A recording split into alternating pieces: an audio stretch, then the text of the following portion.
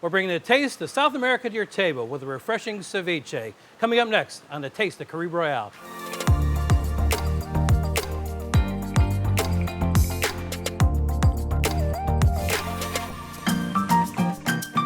Traditional and true ceviche comes from Peru. Normally, the seafood or shrimp that we're going to be using is cooked in the actual acids of the citrus, either lemon, lime, or oranges. But we need to do a step before that. We're going to actually poach our seafood for about 20 to 30 seconds. This will allow the seafood to get slightly firm so it has more texture. We are going to start by bringing a pot of water to a boil. And then we're going to season our water, kosher salt, a little bit of white pepper, and then some Florida Bay seasoning or Old Bay seasoning. It really depends on what your preference is. I like this part mainly because it adds flavor to our shrimp. So I'm going to place the strainer or spider over the top so it doesn't splatter on me when I lay the product in. And we're just going to lightly place it, and all it takes is 20 to 30 seconds. We're going to remove the shrimp and place it in a pan. We're going to place this in the refrigerator. Tip, do not put it in ice water. Water leaches out all flavors. So we want to make sure that we're cooling this down in the refrigerator and allow all that flavor that we poached the shrimp in to stay in the shrimp. Again, that'll help us build our flavors throughout the ceviche. So now that our shrimp is in the cooler, we're going to start by dicing some of our vegetables that are needed. A fresh European cucumber. Again, less seeds, less water. We're going to remove our seeds. So I cut the cucumber in half, I cut it in quarters, and then I stand it up on its edge and slice the seeds out of it. So we'll do that and we'll dice our cucumbers. I always practice this, I call it the crab grip, where I grab the outer side, so I'm pinching the product with my fingers and I'm curling my fingers over, and then the knife rubs against my knuckles. So this way I can continue to cut and I always know where the knife is.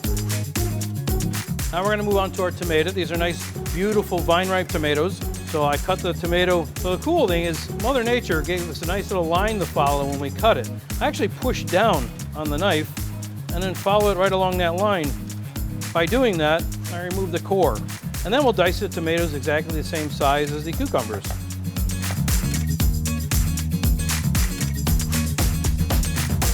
Now that our tomato is diced, we're going to move on to our red onion. Now when it comes to the onion, I normally, again, the claw grip, right? My two fingers, I curl, and I slice down.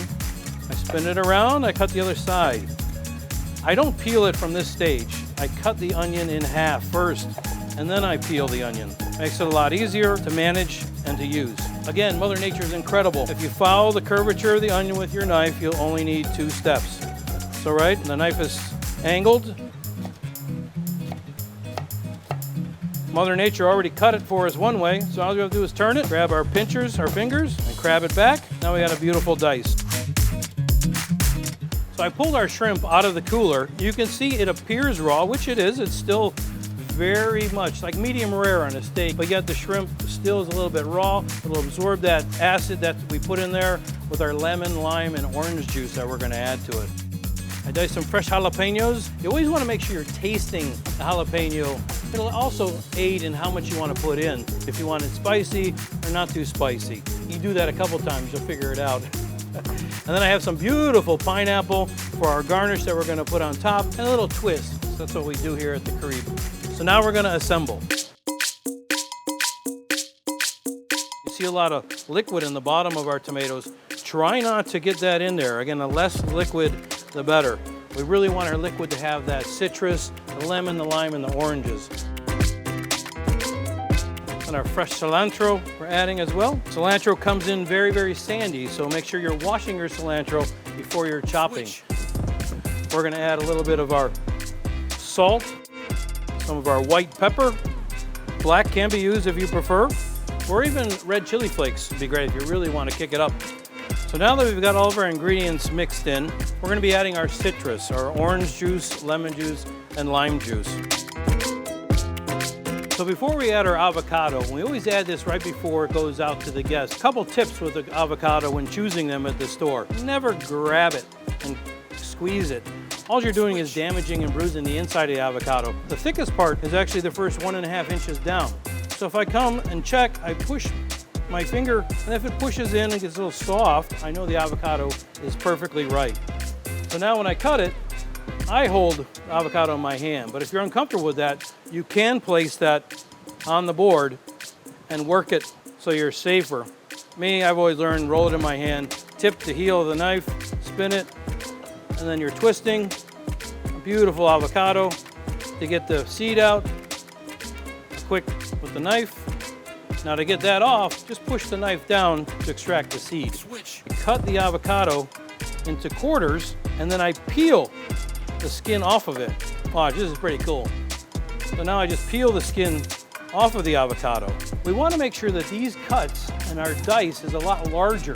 A small dice like we did with the tomato or the cucumber, as we toss the avocado in that acid, right, the oranges and lemons and limes, it will dissolve. So we want to make sure this cut is a little bigger. So a couple of unique ways to plate this dish up is coconuts. You can get the coconuts at your local supermarket. Normally the coconuts come in hairy, very difficult to work with. What you want to do is you want to burn that. So if you have a gas stove or barbecue grill or a blowtorch, you'll burn all of those hair off and it'll kind of look like this. Then I wash it under cold water. So now we have a nice burned coconut. Actually kind of feels like my face. It's kind of whiskery, but now the hair won't get into our food. So to crack the coconut, you're going to hold it in your hand. You're going to use the heel of your knife. We're continuing to crack, and you'll hear it once it goes. Ah, hear that?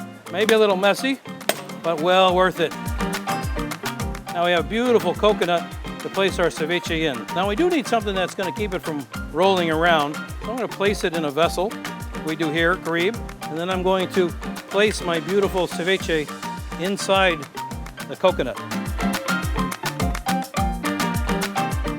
I like to stack it up a little bit, and then I like to drizzle the juice all on top. And if you don't want to crack the coconut, you can always just go for a great margarita glass or martini glass. Looks beautiful as well. I like to add a little fresh pineapple to the top of it. Now, if you wanted to do some roasted pineapple or grill it, even better. Again, it adds a different level of flavor. And just to add a little bit of fun, take the pineapple tops. Because of course, nothing goes to waste in the kitchens. You know, we add a little bit of tropical flair to it. And look like a little bird of paradise. And for here, we like to sprinkle with our chips. And there you have it, our South American ceviche. Make sure you subscribe to our YouTube channel and check out theCaribeRoyale.com. You can get the recipes and all we have to offer on your next vacation. We'll see you next time on Taste the Caribe Royale.